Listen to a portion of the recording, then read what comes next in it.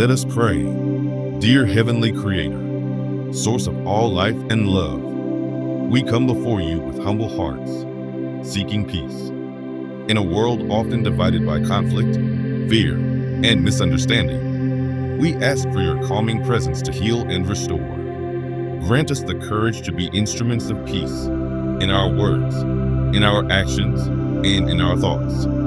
Help us to extend compassion to those we do not understand and to forgive those who have caused us pain. May your wisdom guide our leaders, that they may choose the path of reconciliation over division and justice over oppression. Bless the peacemakers who work tirelessly to bridge divides and protect those who strive to end violence and suffering. We pray for peace in our homes, that love may flourish and kindness may abound. We pray for peace in our communities, that unity may replace division and understanding may prevail. And we pray for peace in our hearts, that we may let go of anger, fear, and resentment, finding instead the stillness of your presence. Lord, teach us to see each other as you see us as your children, worthy of love and dignity.